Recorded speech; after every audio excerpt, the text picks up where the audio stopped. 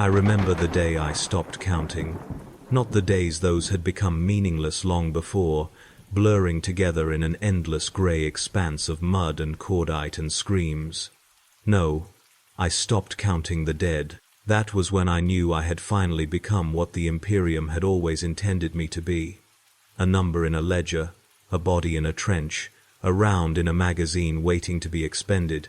My name was Corporal Van Harkus of the 47th Korathi Drop Infantry, but names meant nothing in the trenches.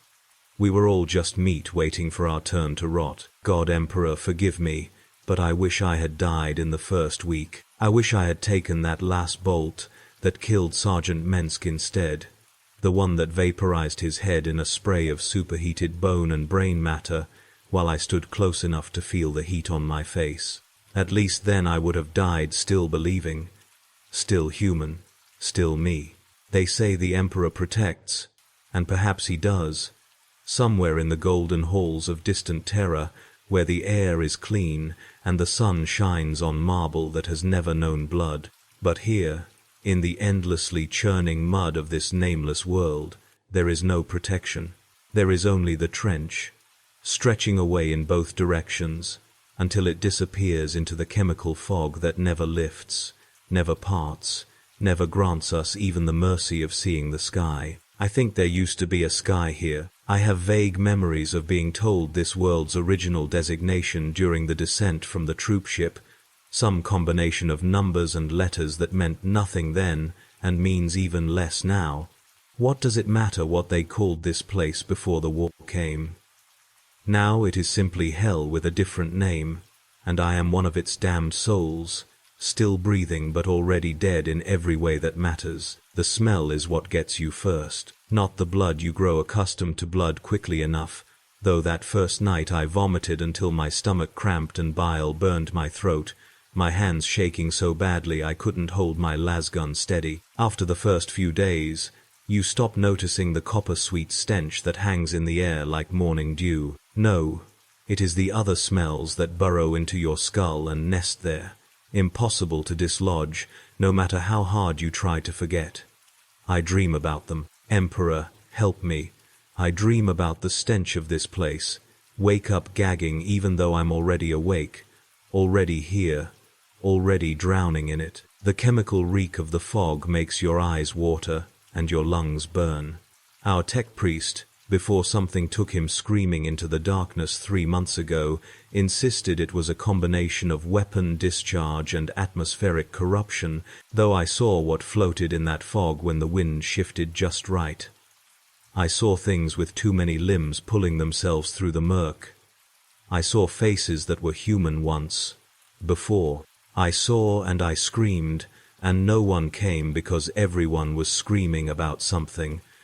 The smell of the latrines when they overflow makes me want to die. It mixes with the rainwater and the blood until the bottom of the trench becomes a stew of human waste and dissolved flesh, and sometimes you slip and fall face first into it, and you want to drown. You want to just breathe it in and let it end. But your body won't let you. Your body keeps fighting even when your mind has given up. The smell of gangrene from the wounded is sweet and rotten at the same time, and it reminds me of my mother's bakery somehow. Emperor, curse me for thinking it, and that makes it so much worse because now I can't remember her face without smelling rotting flesh. We have no proper Medicae facilities, only a field chirurgeon who drinks recaf spiked with obscura to steady his hands while he saws away limbs in the aid station. I watched him take off Private Jesson's leg last week. Jesson was 17. He cried for his mother while the chirurgeon worked. We all pretended not to hear.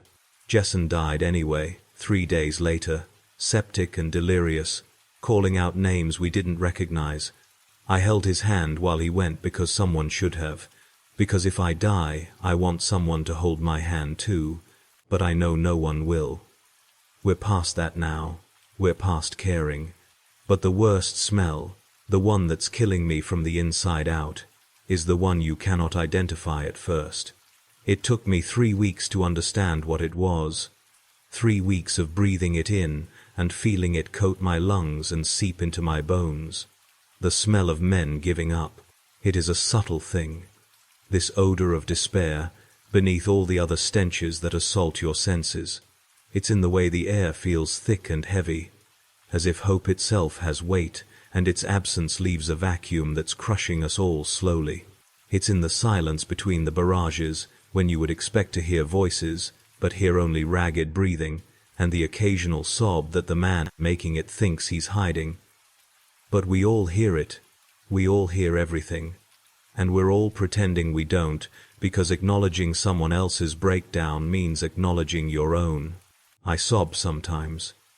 I wait until deep night when everyone else is either asleep or pretending to be, and I press my face into the mud, and I sob until my ribs ache and my throat is raw. I cry for my mother whose face I can no longer remember clearly.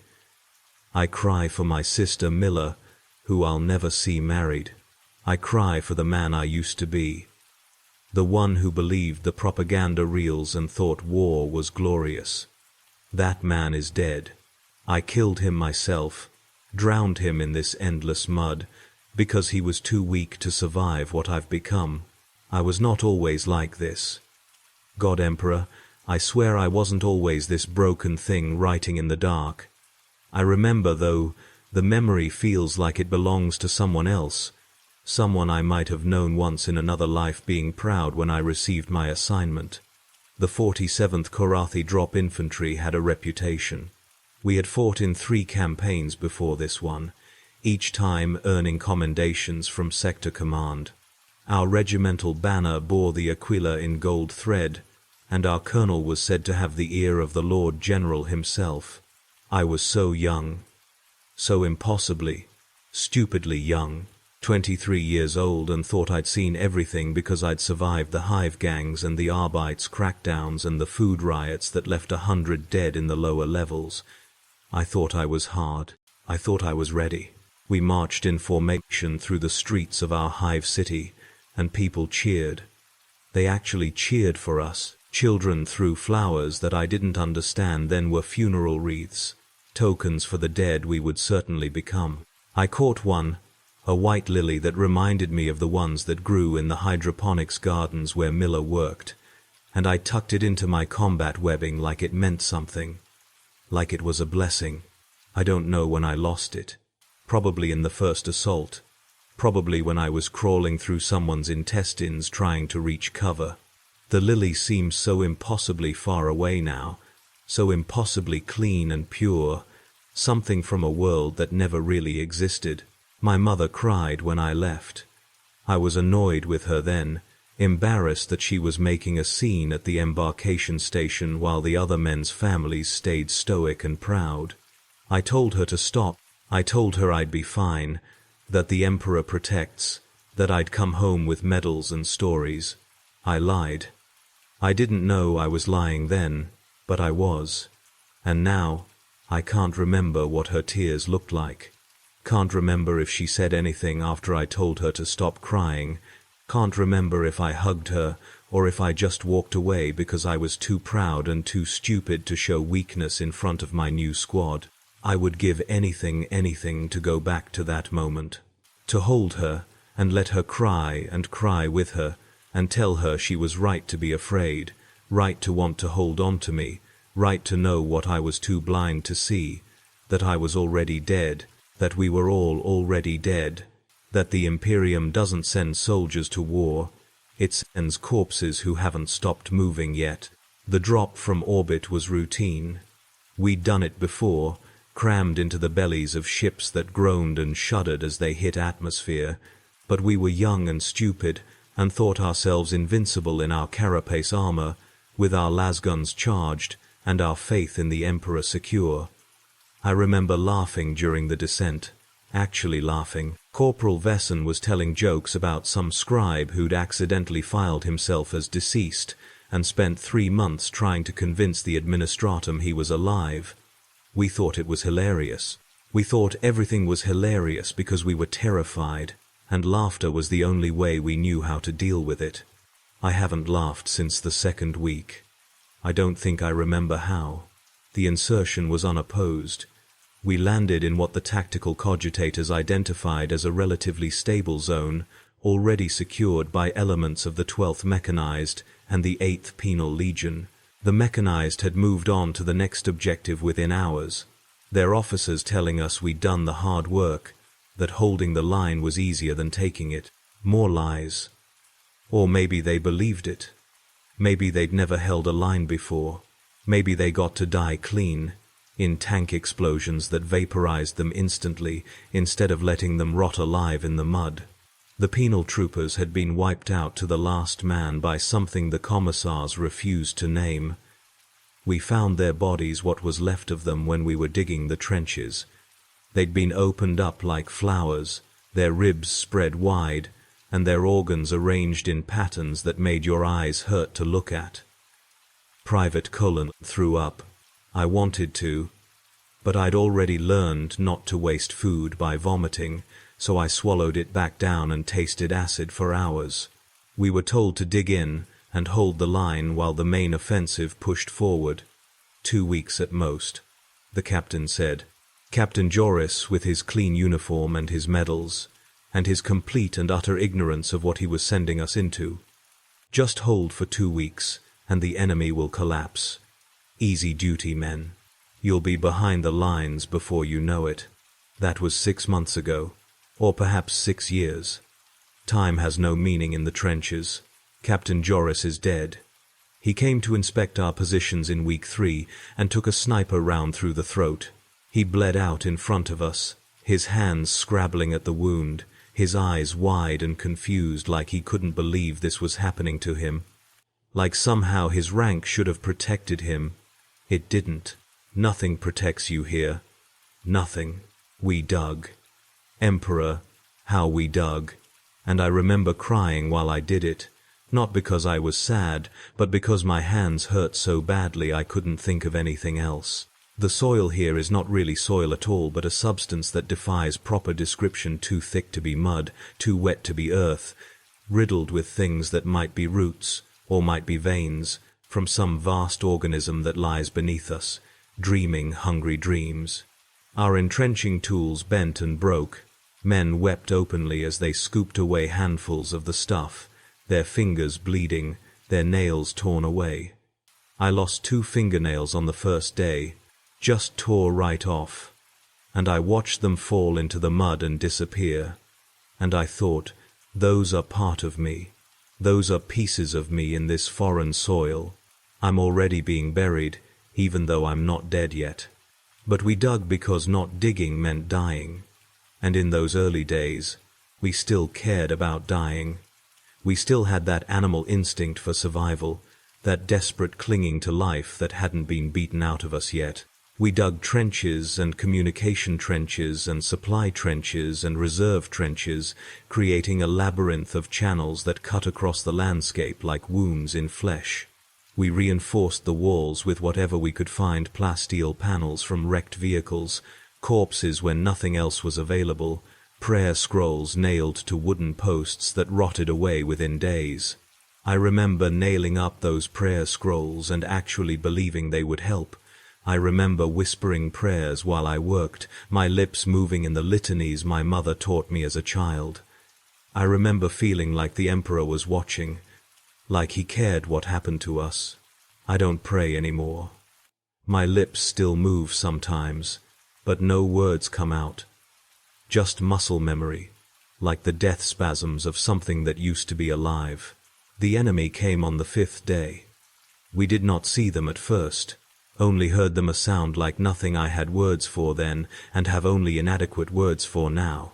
Imagine a scream that has been mechanized, fed through rusty pipes and amplified until it ceases to be a sound and becomes a physical force that hammers against your eardrums and makes your teeth ache. Imagine that sound multiplied by thousands, by tens of thousands, all of them slightly out of sync, so that the noise achieves a kind of hellish harmony. I pissed myself when I heard it. I actually pissed myself like a terrified child, felt the warmth spreading down my legs and couldn't even be ashamed because half the men around me were doing the same thing.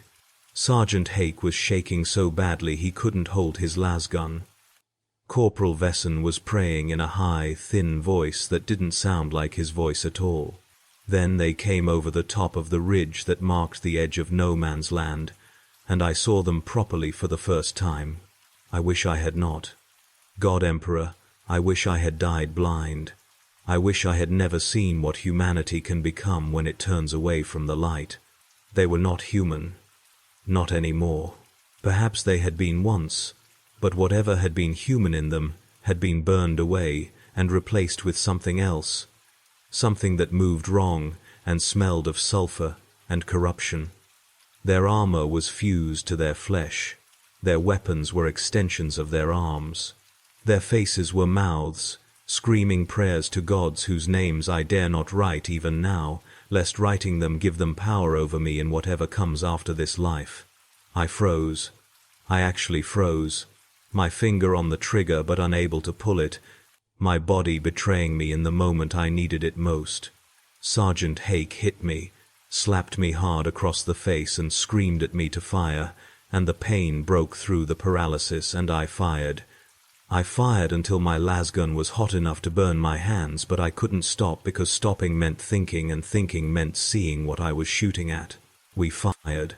Emperor knows we fired, and men fell on both sides, and the first bodies began to accumulate in no man's land, piling up in drifts like snow that screamed. The enemy reached our trenches and I killed my first man there, my first thing that had been a man, and felt his blood spray across my face, hot and wrong, burning like acid where it touched my skin.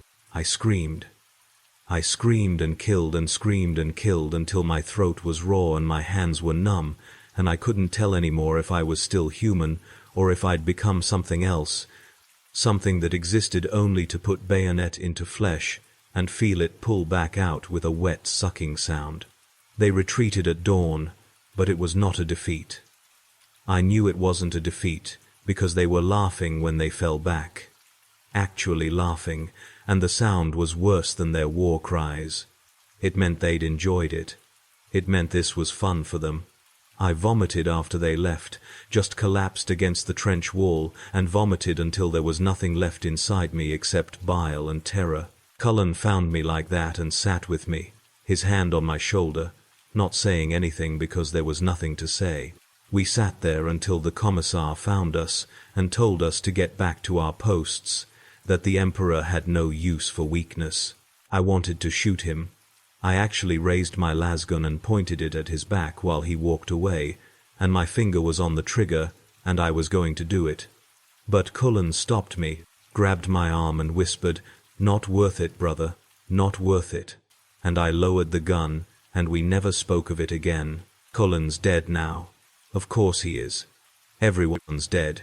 Everyone except me. And I'm only alive because I'm too much of a coward to die. The first week established the pattern that would define every day afterward, every endless identical day that would stretch on until I forgot there had ever been anything else. The enemy would assault at irregular intervals, sometimes twice a day, sometimes not for 3 days running, but always when we had begun to relax, always when we had started to believe that perhaps this time they might leave us alone. Between assaults, we would repair what could be repaired, bury what could be buried, and pray what could be prayed. The prayers rang hollow in my mouth. I would recite the litanies and feel nothing, just words without meaning, sounds without power. But I kept praying because not praying meant admitting that we were alone, that the Emperor had abandoned us, or had never cared in the first place. And I wasn't ready to admit that yet. I'm still not ready, even though I know it's true. The commissars walked the trenches with bolt pistols drawn, reminding us that cowardice was rewarded with a swift death, while courage was rewarded with a slow one. They shot men for having fearful expressions. They shot men for muttering in their sleep. Once, they shot a man for weeping when he discovered his rations had been contaminated with trench mud. That man was named Doris. He was 34 and had a wife and 2 daughters back home. He showed me their picture once, a holo-pict he kept wrapped in waterproof material close to his heart. The daughters were twins, maybe 6 years old, with their mother's smile. He told me their names, but I've forgotten them now. I've forgotten so many names. He wasn't weeping because of the contaminated rations. He was weeping because he'd just received word from a supply servitor that his wife had been killed in a bombing raid on their hive level. His daughters were orphans. And then the commissar shot him for weakness, and his daughters were orphans with a dead father too. I helped dig his grave. We buried him in the reserve trench with 50 other men who died that week. I wanted to say something, some words that would matter, but my mouth wouldn't work. I just stood there with dirt in my hands and tears on my face and hatred in my heart. Hatred for the commissar and the enemy, and the emperor and myself most of all. The rations came irregularly, delivered by supply servitors that trundled through the communication trenches, on tracks that ground the mud, and occasionally the wounded into paste. The servitors were lobotomized criminals, their brains scooped out and replaced with mechanical processes. They had probably been men like us once, men who'd committed some crime against the Imperium and been punished with a fate worse than death. I watched them sometimes and wondered if they were happier than us. If having your mind erased was a mercy, if not knowing, not feeling, not caring was better than this endless awareness of your own degradation. They did not speak. They did not acknowledge our existence. They simply arrived, dispensed their cargo of corpse starch rations and ammunition canisters, and departed, leaving us to divide the supplies among ourselves according to a hierarchy that had nothing to do with rank and everything to do with who was willing to kill for an extra ration bar. I killed for food once. Stabbed a man named Pella through the kidney when he tried to take my ration. He looked so surprised, like he couldn't believe I'd actually done it, and I couldn't believe it either. I stood there with my knife in his back and watched him slide down the trench wall, leaving a smear of blood, and I took his ration and ate it and tasted nothing. No one reported it. No one cared. The commissar walked past Pella's body the next day and stepped over it without breaking stride. I learned to eat without tasting. The corpse starch was made from reclaimed biological matter from the dead. From us. From the enemy. From anyone who fell and couldn't be identified anymore. We ate our comrades, and I knew it, and everyone knew it, and no one talked about it because talking about it made it real in a way we couldn't handle. Sometimes I would find something in the corpse starch. A piece of bone. A tooth. Once, I found a finger, or part of a finger, with the nail still attached. I stared at it for a long time, this piece of someone who'd been a person, and then I ate the rest of the ration bar because I was hungry, and hunger doesn't care about horror. The water was worse. It came from the same supply servitors, in containers that had once held promethium or coolant, or the Emperor alone knows what. It tasted of chemicals and metal and made your stomach cramp.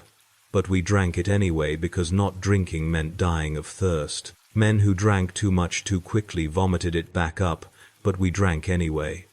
Always drinking, never satisfied, always thirsty. My tongue felt like leather, my lips cracked and bled. I dreamed about water sometimes, about the clean recycled water from my hive block, about rain that didn't burn your skin, about rivers I'd never seen except in holovids. I would have killed for a glass of clean water. Actually killed gladly with no remorse. That's what I'd become. A creature that would trade murder for comfort. Sleep was impossible. Not because of the noise you learned to sleep through, the distant rumble of artillery and the crack of lass fire and even the screaming of the wounded, but because of the dreams. Emperor have mercy, the dreams. Every man in the trenches had them, the same dreams. And we learned quickly not to speak of them because speaking of them gave them power. But I'll break that rule now, because I'm beyond caring about rules or power or anything except getting these words out before the end comes. I dreamed of drowning in mud, of being buried alive and feeling the weight of the earth pressing down on my chest until my ribs cracked. I dreamed of the enemy wearing my face, of looking down at my own hands and seeing them twisted and wrong, fused with metal and leather. I dreamed of my mother's bakery, But when I went inside, all the bread was made from human meat, and she smiled at me and offered me a slice, and I ate it, because I was hungry. God Emperor, forgive me, I ate it. I dreamed of a voice calling my name from deep beneath the trenches. A voice that was kind, kinder than any voice I'd heard in months. A voice that promised rest and peace, and an end to suffering. All I had to do was dig. Just dig down instead of out. Dig until I reached the place where the voice originated, and I would be welcomed and embraced and granted the oblivion I craved. I woke from these dreams weeping. I woke with my hands already moving, already clawing at the trench floor, already trying to dig towards something I couldn't name but desperately wanted. Sergeant Hake would find me like that sometimes and shake me awake, and we'd look at each other with the understanding that we were both losing our minds, that sanity was just another casualty of this war, that soon there would be nothing left of us but the shells we wore. Other men had worse dreams, or perhaps better ones, depending on your perspective. Men who woke screaming about golden halls and beautiful angels that spoke with voices like breaking glass.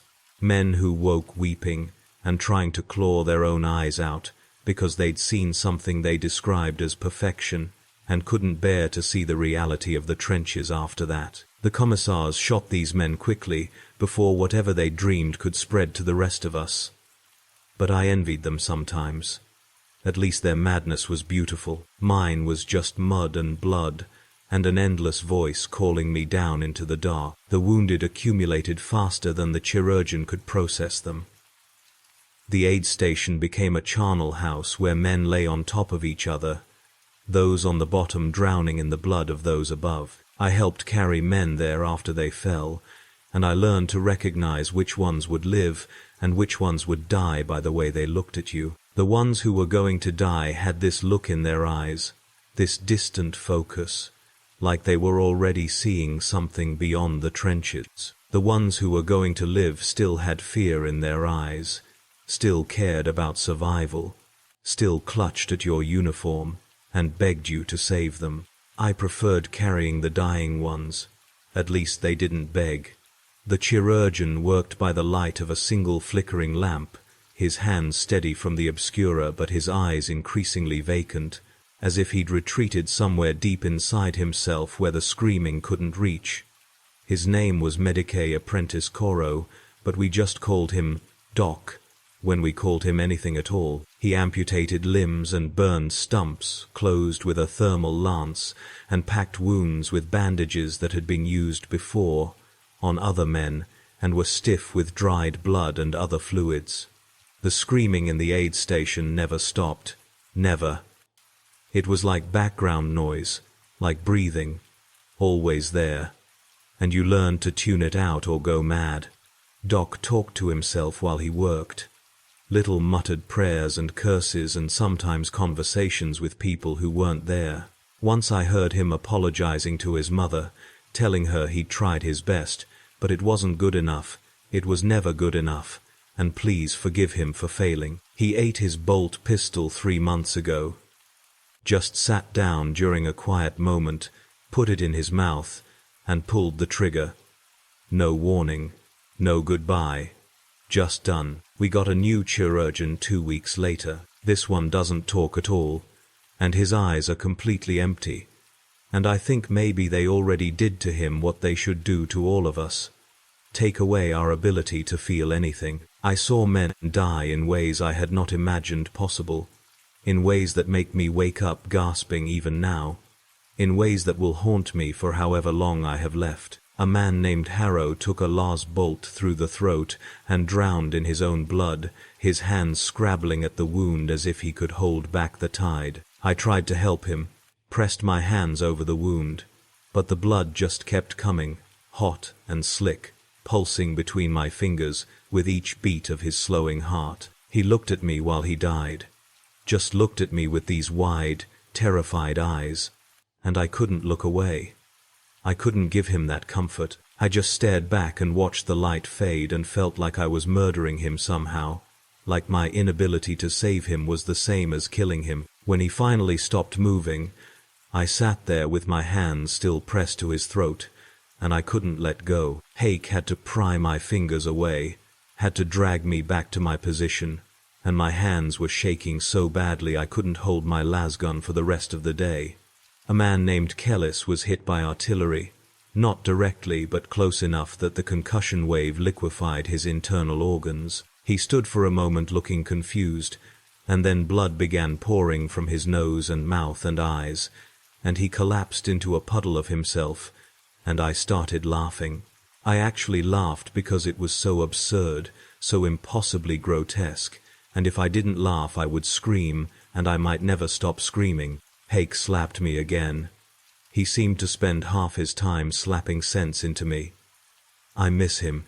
I miss him so much it's like a physical wound, and I know that's stupid because I barely knew him, because he was just another soldier in just another war, but he was kind to me when he didn't have to be. And kindness is so rare here that it burns itself into your memory like a brand.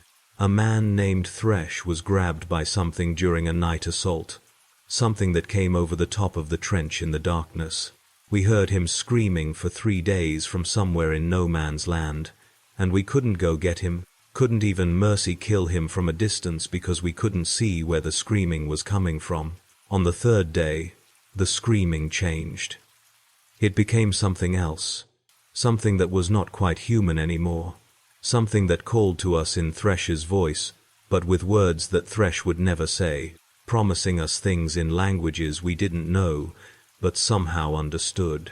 The commissar ordered artillery on that section of no man's land, and the screaming finally stopped.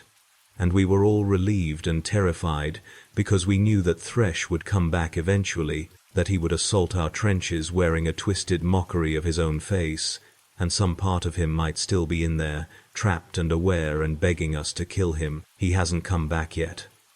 I scanned the enemy lines during every assault, looking for his face, dreading it, and hoping for it at the same time, because at least if I see him, I can grant him the mercy of a clean death. The nights were worse than the days, infinitely worse, and I started to dread sunset like a man dreading his own execution. During the day, at least, you could see the enemy coming. You could see your squad mates, could identify them by their faces or their gear or the way they moved.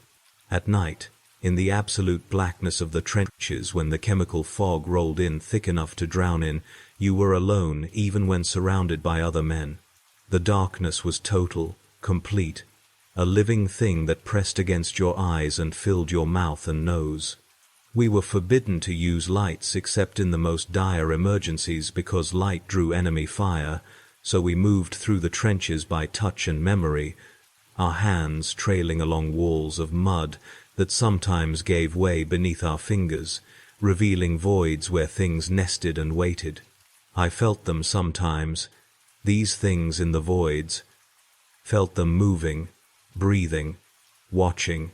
Sometimes they touched me back, cold and wet and wrong, and I would jerk my hand away and stumble backward and crash into whoever was behind me, and we'd both end up in the mud, gasping and terrified, and trying not to scream, because screaming at night meant the commissar would think you were panicking and shoot you.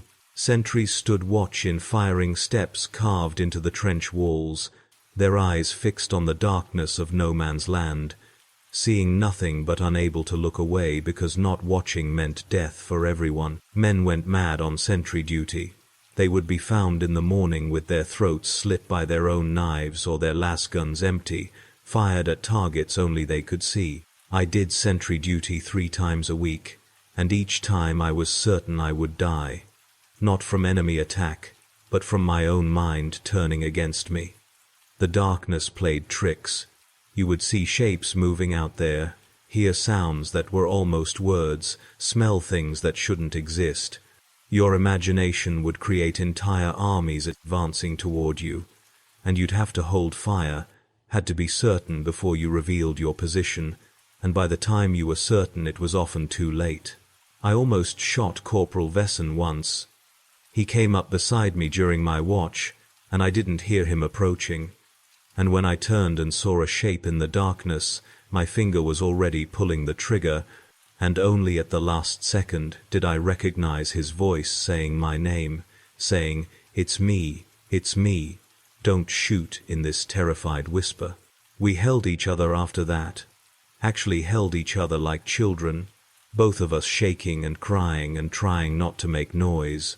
He whispered that he couldn't do this anymore, that he wanted to go home, that he missed his wife and his son, and he just wanted to see them one more time before he died. I told him we'd make it. I told him the offensive would succeed, and we'd be rotated out, and he'd see his family again. I lied to him because that's what you do. You lie to each other and to yourself, and you pretend that tomorrow will be different even though you know it won't. Wesen died 2 days later. Not in combat. He just gave up. Stopped eating. Stopped moving. Just sat down in his dugout and stared at nothing until his heart stopped beating. The Medicae said it was some kind of infection, but I knew better. He died of despair, and that's a disease no Medicae can cure. I kept his holopict of his wife and son. I don't know why. I look at it sometimes and try to feel something for these strangers, try to feel the weight of their loss, but I can't. I can barely remember what love feels like, what caring about someone means. But I keep the holopict anyway, carry it next to my heart where Wesen carried it, and maybe that means something. Maybe it means I'm not completely gone yet. I made more friends, despite knowing better, despite swearing each time that I wouldn't get attached again. You cannot spend months in the trenches without forming attachments to the men around you, even though every attachment is a wound waiting to happen, even though you know that caring about someone means watching them die and carrying that death with you forever. There was Private Cullen, barely 18, who sang hymns in a voice that was surprisingly beautiful.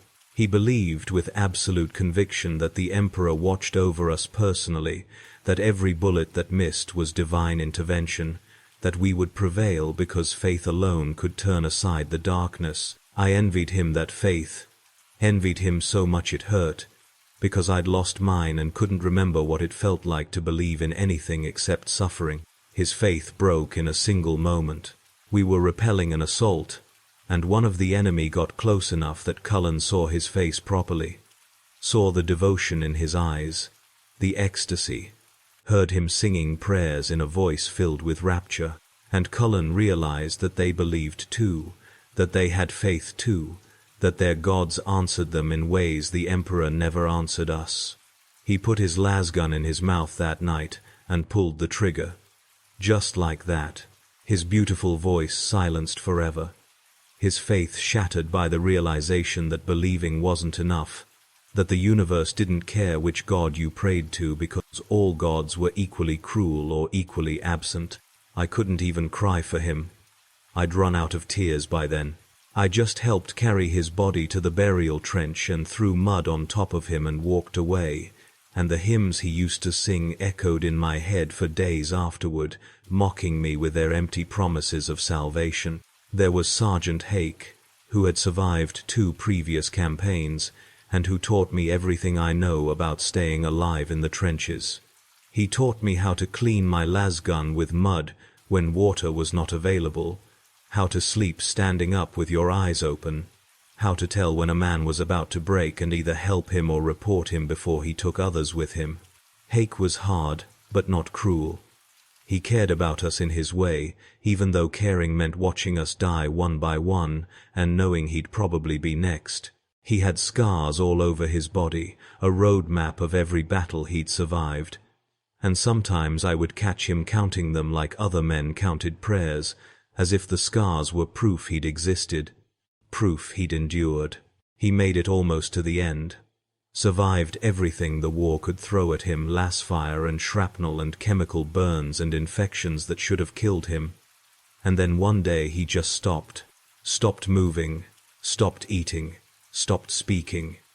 He sat down in the corner of our dugout and became a statue, his eyes open and staring at nothing. We tried to snap him out of it. Shook him, yelled at him, even hit him. Nothing. He just sat there breathing, alive but not living, until the cold snap came, and he froze solid. We had to break him apart with hammers to get him out of the dugout, because his body had frozen to the wall. I took his scars with me. In a way, not physically, but I memorized them, drew them in my mind like a map, and sometimes when I'm trying to sleep I trace them in my memory and pretend I'm as strong as he was. But I'm not. I'm weak. I'm so weak I can barely stand it. The war changed as the months progressed, or perhaps I changed and the war stayed the same. It was hard to tell anymore. The enemy assaults came more frequently. The barrages lasted longer. The chemical fog grew thicker until even midday looked like twilight, the weak sun filtering through the murk like a dying ember. We stopped receiving reinforcements. The supply servitors came less often. Our uniforms rotted away and were replaced with whatever we could scavenge from the dead, until we all looked like scarecrows, like walking corpses dressed in the rags of men who'd died before us. The officers died, or were promoted away to safer positions behind the lines. Command of our section fell to whoever had survived longest, which meant it eventually fell to me when the last sergeant took a last bolt through the head during a dawn assault. I didn't want command, God Emperor. I didn't want the responsibility of making decisions that would kill men, of choosing who would stand sentry, and who would go on patrol, and who would be volunteered for the suicidal missions that came down from regimental headquarters with increasing regularity. But want had nothing to do with it. You took command, or you were shot for cowardice, and so I took command and sent men to die and tried not to think about their faces when they realized what I was doing to them. I became what I hated.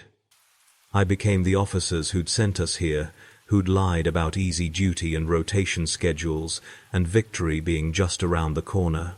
I sent a man named Greaves on a patrol that I knew would kill him. I knew because the last 3 patrols to that sector hadn't come back, and I knew that whatever was out there was waiting, patient and hungry. But headquarters wanted intelligence, and I had to send someone, and Greaves was expendable because he'd only been with us for 2 weeks and I didn't know him well enough to care. He looked at me when I gave him the order, just looked at me with this expression of betrayal, and I looked back and didn't flinch, because if I flinched I'd break down and then I'd be useless to everyone. He went. He didn't come back. And I marked him as Kia in my reports and moved on because that's what you do. You move on, you keep moving until you can't anymore. I became efficient at sending men to die. I learned to calculate odds and weigh the value of lives against tactical objectives. I learned to lie convincingly, to make suicide missions sound like they had a chance of success. I learned to sleep at night despite knowing that my decisions had killed men who might have survived if I'd chosen differently. I became a monster. Not like the enemy, not with twisted flesh and corrupted prayers, but a monster nonetheless. A bureaucrat of death, processing lives into casualties with the same cold efficiency that the administratum processed requisition forms. The patrols were the worst assignments I could give. We would be ordered to cross no man's land in the darkness, to probe enemy positions, or retrieve supply canisters that had been dropped off target, or recover the bodies of the fallen for reasons that were never explained, but which I suspected had to do with preventing the enemy from using our dead for their own purposes. No man's land was a killing ground 500 meters wide, covered in shell craters and barbed wire, and the bodies of men from both sides who had died there in previous assaults. The bodies did not decay properly. The chemicals in the air preserved them, mummifying them into grotesque statues that reached toward the sky with clawed hands, their mouths open in eternal screams. You had to navigate through this forest of the dead, trying to move silently while your boots squelched in mud that was more blood than earth, trying not to look at the faces of the corpses because sometimes you recognized them, sometimes they were men you had known, and sometimes this was worse, the corpses moved, their dead eyes following you as you passed, their mouths working as if trying to speak warnings you could not hear over the pounding of your heart. I lost men on every patrol. They would step on mines that had been placed there by our own side during earlier defensive operations, and which were now armed and waiting for anyone foolish enough to disturb them. They would be caught by enemy patrols and killed in knife fights that were silent except for the wet sounds of blades entering flesh. They would simply disappear, there one moment and gone the next, swallowed by the mud or taken by something that moved through no man's land, like a predator through tall grass. I stopped reporting these losses as anything other than missing in action because the commissariat wanted detailed reports of casualties, and I did not have the energy or the words to describe what had actually happened. How do you explain that a man simply vanished while you were looking at him? How do you explain that you heard him screaming, but when you reached his position there was nothing there except his lasgun and one of his boots with the foot still in it? I went on a patrol myself once, the only time I've left the trenches since we arrived. I had to because the men were starting to resent me for sending them out while I stayed safe, and I needed to maintain what little authority I had left. We crossed no man's land at midnight, 6 of us moving in single file through the corpse forest, each man keeping one hand on the shoulder of the man in front so we wouldn't lose each other in the darkness. The dead watched us pass. I swear they did. I felt their eyes on me, felt their judgment, felt them silently asking why I was still alive when they weren't. One of them grabbed my ankle, actually grabbed it, his hand shooting out from the mud where he'd been half buried, his fingers closing around my boot with a grip that felt impossible for a corpse. I screamed and kicked free, and we ran, broke formation and ran like children fleeing nightmares. And by the time we made it back to our lines we'd lost 2 men, and I had no idea how or when. I never went back out there. I sent other men instead and told myself it was because I was needed in the trenches, but the truth was simpler. I was afraid. Afraid of the dead and the darkness, and the things that moved through both. I was a coward wearing the rank of a corporal, sending brave men to die while I cowered in relative safety. The Vox system that was supposed to keep us in communication with regimental headquarters and with other sections of the line degraded until it was useless. We would receive orders that were garbled beyond recognition, static-filled voices screaming coordinates that made no sense, or demanding reports on enemy movements we had not witnessed. We would attempt to report our situation and receive only more static in response, occasionally punctuated by sounds that were not quite words, but which seemed to carry meaning nonetheless, a meaning that made your skin crawl and your hands shake. Eventually, we stopped using the Vox entirely except during emergencies, and even then, we were never sure if anyone on the other end was listening, or if we were simply shouting into a void that shouted back in voices that were not human. The isolation was crushing. We had no idea if the war was going well or poorly, if other sections of the line were holding or collapsing, if the Imperium even remembered we were here. For all we knew, the war had ended, and no one had bothered to tell us, and we were fighting a phantom enemy for phantom objectives in a forgotten corner of a galaxy that had moved on without us. I stopped believing in victory, stopped believing in anything except survival, and even that became negotiable. Some days I woke up disappointed to find myself still breathing, disappointed that I'd have to endure another day of mud and blood and screaming. Some days I stared at my lasgun and thought about how easy it would be to end it, how quick and clean compared to the slow death the trenches promised. But I didn't do it, not because I was brave or faithful or because I still had hope. I didn't do it because I was afraid of what came after, afraid that death wouldn't be an end, but just another beginning, another form of suffering in a universe that seemed designed specifically to cause pain. We learned to recognize the signs that preceded an assault. The enemy would shell our positions for hours, not trying to destroy the trenches they knew by now, that we had dug too deep for that, but trying to break our will, trying to make us so desperate for the shelling to stop that we would welcome the assault as a relief. The ground would shake, the walls would collapse, men would be buried alive, and we'd dig frantically to free them, and sometimes we'd succeed and sometimes we'd just find pieces. The shelling would cease abruptly, and in the sudden silence you could hear them massing in their own trenches, hear the sounds of their prayers and their war songs, and the grinding of their armor and weapons. Then would come the whistle, a shrill mechanical shriek that signaled the assault's beginning, and they would pour over the top and flood toward us like a tide of corrupted flesh and twisted metal. We learned to kill efficiently, with an economy of motion that came from repetition. Fire, chamber a new cell, fire again. When the lasgun overheated, switch to backup weapons. When those ran dry, bayonet and entrenching tool, and bare hands. Aim for the joints in their armor, where the fusion of metal and flesh was weakest. Aim for the mouths when they opened to scream their prayers. I killed hundreds of them, maybe thousands. I stopped counting, stopped caring, stopped seeing them as anything except targets that needed to be stopped before they reached me.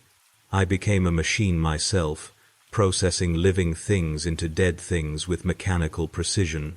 But every kill took something from me. Every time I looked into their eyes as the light faded, I saw my own humanity dying with them. We were not so different, the enemy and I. Both of us were trapped in a war we didn't understand, fighting for causes we didn't believe in, dying for gods who didn't care. We learned to recognize when a section of trench was about to be overrun and to seal it before the infection spread. This meant abandoning men who were still fighting, sealing them in with the enemy, using demolition charges, or simply collapsing the trench walls on top of them. You could hear them screaming from beneath the earth afterward, both our men and theirs, screaming until the screaming stopped or changed into something that was no longer quite screaming. The commissars called this tactical quarantine and shot anyone who hesitated to implement it. I gave the order to seal sections 4 times. 4 times I sentenced men to die slowly in the darkness, buried alive with the enemy, and I told myself it was necessary, that I was saving the rest of the line, that their sacrifice meant something, but I can still hear them screaming. Even now, especially now, I hear them under everything else, a chorus of the damned calling my name, reminding me of what I did, reminding me that I'm a murderer pretending to be a soldier. The seasons changed, though I'm not certain this world had seasons in any recognizable sense. It grew colder, the chemical fog freezing into sheets of ice that coated the trench walls and made movement treacherous. Men froze to death in their sleep, and we left them where they fell because they made decent insulation for the living. We'd huddle against their frozen corpses and steal what little warmth remained, and it didn't even seem wrong anymore because we were past the point where anything seemed wrong. It grew warmer, the ice melting and flooding the trenches, until we were wading through water up to our waists, water that carried disease and filth, and the dissolved remnants of the dead. Plague swept through the trenches, men dying of fevers and dysentery, and infections that turned their flesh black and made it slough away from their bones. The chirurgeon did what he could, which was nothing, and eventually stopped bothering to treat the sick, focusing his limited supplies on men who had been wounded in combat and might still be useful. The sick were left to die in the reserve trenches, and their screaming joined the general chorus of suffering that formed the soundtrack of our existence. I began to change. Not physically, though my body deteriorated, along with everyone else's. My teeth falling out, and my hair coming out in clumps, and my skin erupting in sores that never healed. No, the change was deeper, a fundamental alteration in the way I perceived reality. The distinction between day and night ceased to matter. The distinction between sleep and waking blurred. I would find myself standing in the trench with no memory of how I had gotten there. Would discover hours had passed in what felt like moments. I would have conversations with men who had been dead for months, and only realized they were dead when I reached out to touch them, and my hand passed through empty air. The dreams became more vivid, more real than reality. I dreamed of the voice beneath the trenches with increasing frequency, and in these dreams, I would follow it down through tunnels that burrowed deep into the earth, down past the foundations of the world, down to where something vast and patient waited in the darkness. It did not threaten in these dreams. It did not demand. It simply offered peace, rest, an end to the suffering, an end to the guilt and the fear, and the endless awareness of my own degradation. All I had to do was dig. Just dig down instead of out. Dig until I reached the place where the voice originated, and I would be welcomed and embraced and granted the oblivion I craved. I started digging, not consciously, not as a decision I made while awake, but I would wake up, if wake is the right word, and find myself in the bottom of the trench with my hands bloody, the earth around me carved away in a pit that went down farther than I remembered digging. And each time I would fill it back in, would cover my shame, would pretend it hadn't happened. But it kept happening. The voice grew stronger, more insistent, more kind. It knew my name. It knew my mother's name. It knew about Vessen and Kullen and Hake and all the others I'd lost. It knew about the men I'd sent to die. It knew everything about me, every sin and every scar, and it loved me anyway. It promised that I would never have to make another decision, never have to kill again, never have to hurt. It promised me home. I was not the only one. I could see it in the eyes of the other men, a desperate hunger that had nothing to do with food. Men began disappearing from their posts, and we would find them later having clawed at the trench floors with their bare hands, having dug shallow pits that went nowhere, but which they defended with the fury of the insane when we tried to pull them away.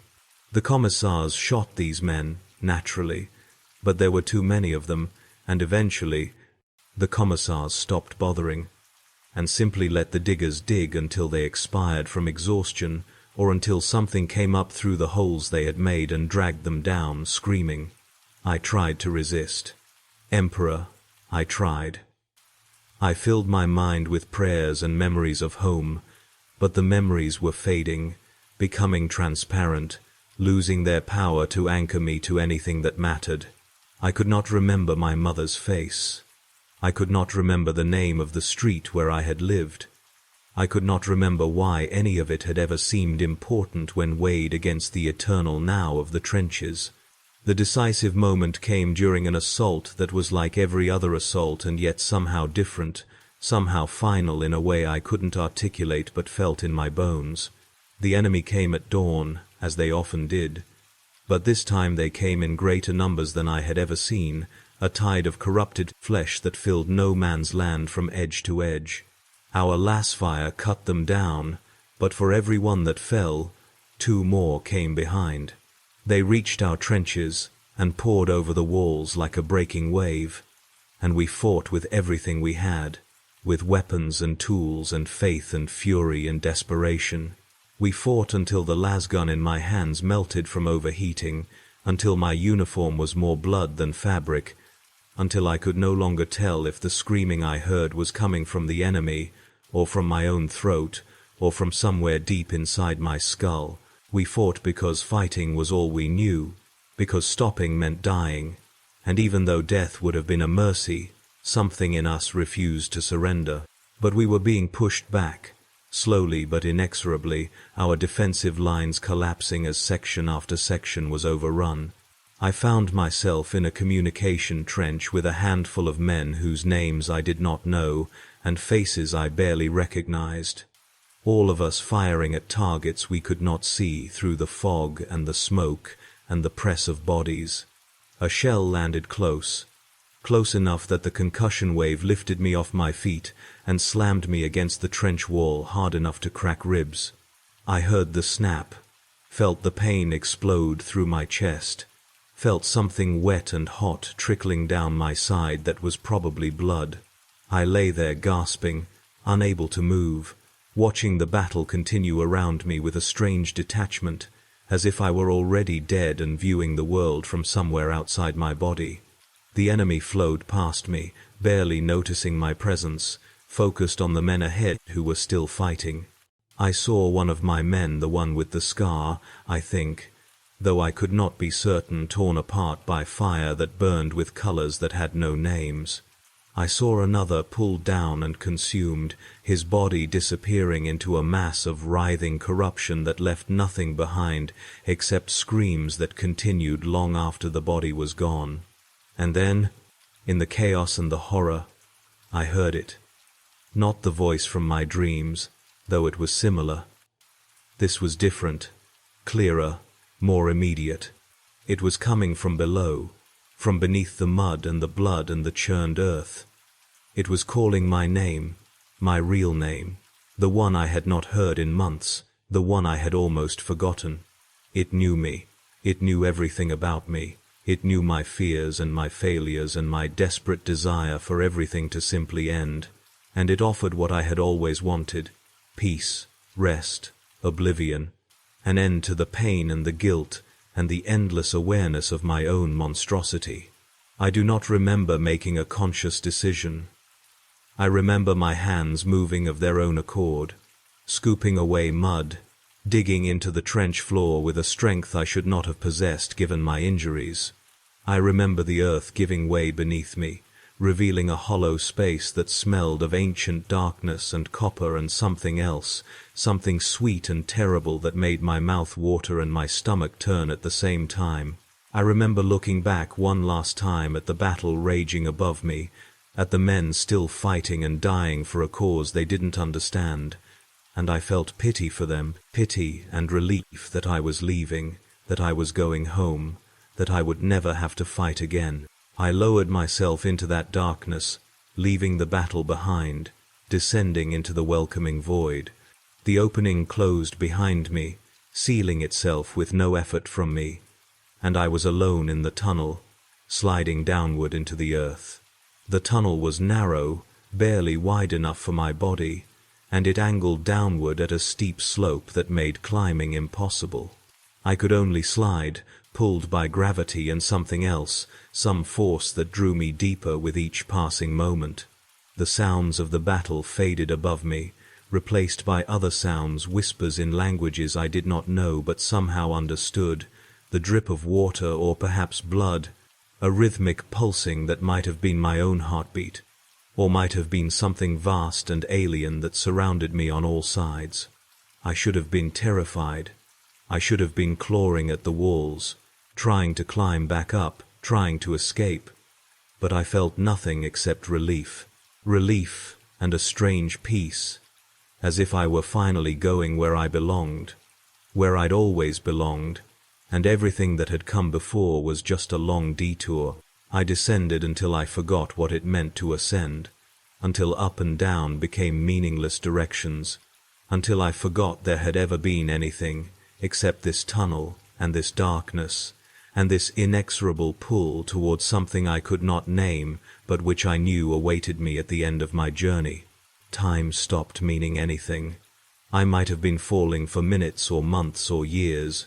My broken ribs should have hurt, but they didn't. Nothing hurt. I was numb, floating, dissolving into the darkness like sugar in water. The tunnel opened into a chamber. I could not see it at first.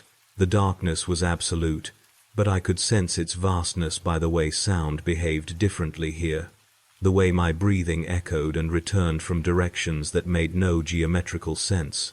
The air was warm and humid, like being inside a living thing, inside the belly of some vast organism that had swallowed me whole. The smell was overwhelming, a combination of decay and fertility, of ending and beginning, of death that was also birth. It smelled like my mother's bakery, and like the aid station, and like something else entirely, something that had no comparison in my experience. And then there was light. Not the harsh electric light of the trenches or the chemical glow of flares, but a soft, pulsing luminescence that seemed to emanate from the walls themselves, or perhaps from within the walls, as if the chamber were lined with something organic that glowed with its own internal fire. The light revealed the chamber's true nature, and I should have screamed. I should have wept. I should have begged the Emperor for forgiveness or for death, or for anything except this. The chamber was flesh. The walls pulsed with a rhythm that matched the beating I had heard during my descent, revealing them to be membranes, tissue that flexed and contracted as if breathing.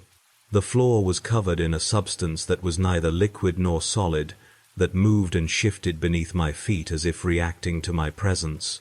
And throughout the chamber, emerging from the walls and the floor, and hanging from the ceiling like stalactites, were shapes that had once been human.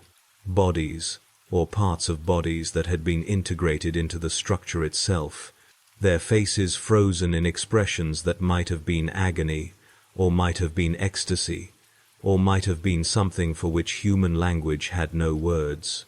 I recognized some of them. Men from my unit who had disappeared, who I'd marked as MIA in my reports. They were here, had always been here, waiting for me. I should have fled. Every instinct I had left screamed at me to turn and climb back up the tunnel, back to the surface, back to the trenches and the war and the clean horror of battle. But I didn't move. I couldn't move. The voice spoke again, and this time I knew where it was coming from. It was coming from all around me, from the walls and the floor and the bodies, and from inside my own skull. It was coming from me, had always been me, the part of me that wanted to give up, that wanted to stop fighting, that wanted peace at any cost. It told me that I had made the right choice, that I had come home, that I would never have to fight again or fear again or suffer again, that I would become part of something greater than myself, something eternal, something that had existed long before humanity reached this world and would exist long after we were gone. It told me the truth about the war, that it was eternal because it needed to be eternal, that it was a machine for producing suffering, that every soldier sent to the trenches was not a warrior but a sacrifice, an offering to something that required a constant supply of fear and death to sustain itself. It told me that both sides knew this. The Imperium and the enemy both knew that the war was not meant to be won but to be perpetuated, that every man who fell was not a casualty but a tithe paid to powers that humanity could not comprehend and could not resist. It told me that I was blessed, that I had been chosen, that I would never leave. The substance on the floor began to crawl up my legs, warm and wet and invasive, burrowing beneath my uniform and then beneath my skin, merging with my flesh in ways that should have been agonizing, but which felt instead like coming home. Like a child being embraced by a parent after too long away, I felt myself changing, felt my body responding to the presence of whatever had claimed me, felt new sensations blooming in nerves I had not known I possessed. The broken ribs in my chest fused back together, but not correctly, not as bone but as something else, something that breathed and pulsed and sang with the rhythm of the chamber. I tried to scream, but my mouth would not obey me. I tried to move, but my muscles had become foreign things, operating according to new rules that I did not understand. I was being unmade and remade, disassembled at the cellular level and reconstructed into something else, something that retained the memory of being human, but which was no longer bound by the limitations of humanity. The pain was exquisite. The pleasure was unbearable. The two sensations merged, until I could not distinguish between them, until they became a single overwhelming experience that consumed my entire being, burning away everything I had been, and replacing it with something new. I do not know how long the transformation took. When it was complete, if complete is the right word, for I suspect it is a process that continues still, I was no longer Corporal Ven Harkus of the 47th Karathi Drop Infantry. I was something else. Something that existed in the chamber beneath the trenches, integrated into its structure, feeling through its membranes, seeing through eyes that were not eyes, understanding through a consciousness that was both mine and not mine, individual and collective, human and other. I could see the trenches above me, could sense the men fighting and dying there, could feel their fear and their desperation and their pain as if these things were my own. I could see Vessen's wife and son, orphaned and grieving. I could see Cullen's mother receiving notification of his death. I could see Hake's scars, all the battles he'd survived, just to die in the cold, forgotten and alone. I could see the enemy assaulting our lines, could see that they, too, were victims in their own way, pawns in a game being played by forces they did not understand and could not resist. I could see the commissars executing men for cowardice, could see the officers safe in their bunkers behind the lines, planning offensives that would accomplish nothing except generate more death. I could see the supply servitors trundling through the communication trenches with their cargo of corpse starch made from men who had once believed their service mattered. And I could see others like me, hundreds of them, thousands, men from both sides who had heard the voice and answered it, who had dug down through the mud and found the chamber or chambers like it, who had been transformed and integrated and made part of something vast and patient and hungry. We were a network, a web of transformed flesh that spread beneath the entire battlefield, beneath both sets of trenches, beneath no man's land, growing and spreading with each man who gave in to the whispers and dug deep enough to reach us. We were the foundation upon which the war was built, the soil from which it grew, the eternal engine that kept it running forever. I understood then what the war was really about. It was not about ideology or territory or resources. It was about feeding. The war was eternal because it needed to be eternal, because the thing beneath the trenches, the thing I had become part of, required a constant supply of fear and suffering and death to sustain itself. And I was part of it now, part of the hunger, part of the machine. I could feel new men digging, feel them answering the voice, feel them descending into chambers like mine all along the line. I called to them. We all did, called with voices that promised peace and rest and an end to suffering, voices that were kind because kindness was the most effective lure, because men who had been starved of compassion would do anything to feel it again, even if it meant their own annihilation. I am part of the trenches now, part of the mud and the blood and the endless grinding machinery of a war that has no purpose except its own continuation. I am aware of everything that happens above me. I feel every death, every wound, every moment of fear and desperation. I am connected to all the others who have been transformed, and through them, I experience the war from countless perspectives, see it unfold in ways no single human mind was meant to comprehend. Sometimes, I think I should be grateful. The war is over for me, in a sense. I no longer have to fight. I no longer have to fear the next assault, or the next shell, or the next decision that will kill men who trust me. I exist in a state of perfect certainty, knowing exactly what I am, and what purpose I serve. But other times, most times, I think I should be screaming. I think about the men still fighting above me, still believing that their deaths mean something, still clinging to hope and faith and the promise that the Emperor protects. I want to warn them. I want to reach up through the earth and drag them to safety, to tell them to run, to desert, to do anything except stay in the trenches and wait for their turn to be consumed. But I can't.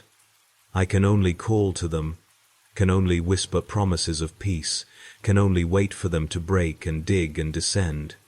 Because that's what I am now. Not a victim, not a survivor, a predator, a lure, a tool of the thing that feeds on war.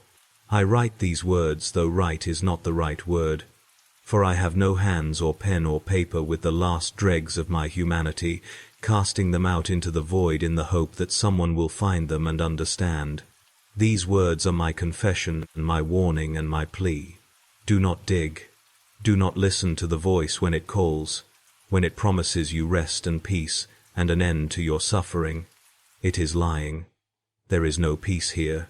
There is no rest. There is only transformation and integration, and the eternal hunger of something that wears the face of salvation, but is really just another face of war. I am Corporal Ven Harkus, of the 47th Karathi Drop Infantry, and I am no longer human. I am part of the trenches now, part of the machine that grinds men into corpses and corpses into fuel for an endless war. I am a warning that no one will heed, and a victim that no one will mourn. The Emperor does not protect trenches. Nothing protects trenches. We are meat for the grinder, numbers in a ledger, bodies in a trench waiting to be expended. And when we are expended, when we give up and give in, and dig deep enough to reach the thing that waits below, we become something worse than dead. We become eternal, we become the war itself.